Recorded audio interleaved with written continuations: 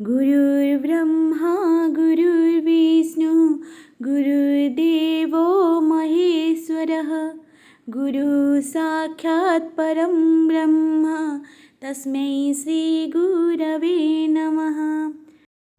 नमस्कार दोस्तों, जय जगन्नाथ। आप सबको स्वागत है स्वाति शुभ लग्ना यूट्यूब चैनल में। तो सबसे पहले हम आप सबको गुरु पूर्णिमा की ढेर सारी शुभकामनाएं देना चाहेंगे। Happy Guru Purnima to all of you. गुरु जो संसार से अज्ञानता रूपक अंधकार को दूर करते हैं, जो हमारे जीवन में ज्ञान रूपक प्रकाश का संचारण करते हैं। गुरु शिष्य की परंपरा हमारे यहाँ युगों युगों से चलती आ रही है। यहाँ गुरु को साधारण नहीं, महान माना जाता है। जन्म हमें माता पिता देते हैं, लेकिन जीवन गुरु देते हैं। इसीलिए तो गुरु को मनुष्य नहीं, भगवान मानकर पूजा की जाती है। गुरु सिर्फ हमारे पथ निर्देशक नहीं, पथ निर्धारक भी होते हैं। हमारा जीवन का पथ वहीं से शुरू होता है जहाँ से हम गुरु के निर्देशों तथा उपदेशों के अनुगामी होते हैं। इस महान परंपरा को और भी आगे बढ़ाने के लिए आज का दिन यानी आषाढ़ शुक्ल पूर्णिमा को गुरुओं को अर्पण किया गया है। आषाढ़ शुक्ल पूर्णिमा यानी गुरु पूर्णिमा की और भी एक बड़ी विशेषता है।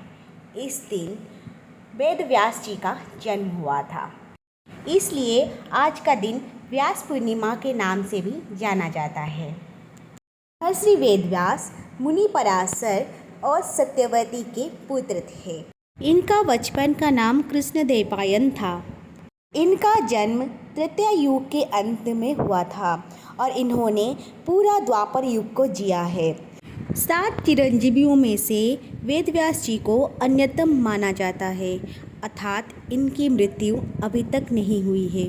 वे सिर्फ महाभारत के रचनाकार नहीं, इन्होंने महाभारत में एक महान चरित्र तथा महत्वपूर्ण भूमिका निभाते हुए सामने आते हैं।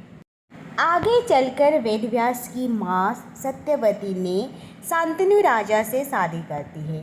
चित्रांगद और विचित्रवीर्य दोनों की माँ बनती है।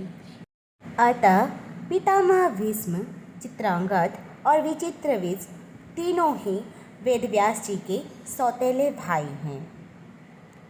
वेदव्यास जी के पुत्र सुकमुनि थे तथा इनकी पत्नी वटिका थी। सुकमुनि जो परवर्ती समय में भागवत पुराण के एक विशिष्ट कथाकार के रूप में सामने आते हैं। इन्होंने राजा परीक्षित को उनके अंतिम समय में भागवत पुराण की कथा सुनाई थी। माता सत्यवती के अनुरोध को स्वीकार करते हुए वेदव्यास जी ने नियोग के माध्यम अंबिका से धृतराष्ट्र, अंबालिका से पंडु तथा पारिसमी से विदुर को जन्म दिया। नियोग के बारे में आप सबको थोड़ी जानकारियाँ दे देते हैं। नियोग प्राचीन काल की एक प्रथा जिसमें दंपतियों में से अगर किसी की संतान जन्म संबंधी कोई समस्या होती थी तो उन्होंने अपने साथी को दूसरों से संतान प्राप्ति की अनुमति दे देती थी।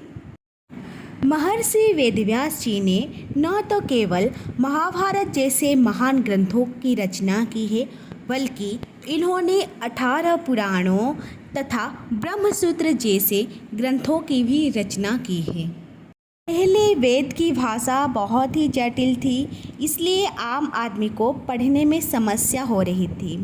समाधान के लिए वेदव्यास जी ने वेद के श्लोकों को 4 भाग में बांटे, इसकी भाषा को सरल बनाई तथा आम आदमी के पढ़ने के लिए इसे और भी आसान बना दिए।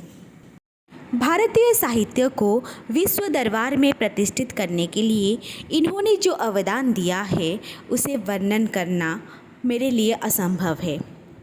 जिन्हें भगवान विष्णु का आंशिक अवतार माना जाता है, उनका चरित्र वर्णन करना मेरे सक्षम से बाहर है। तो फिर चलिए उनकी स्तुति करते हैं। व्यासाय विष्णुरूपाय व्यासरूपाय विष्णवे नमो वै ब्रह्मनिधये वासिष्ठाय नमो नमः।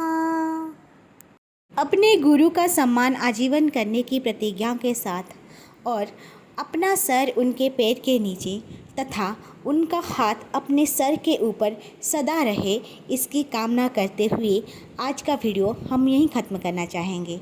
नमस्कार, जय जगन्नाथ।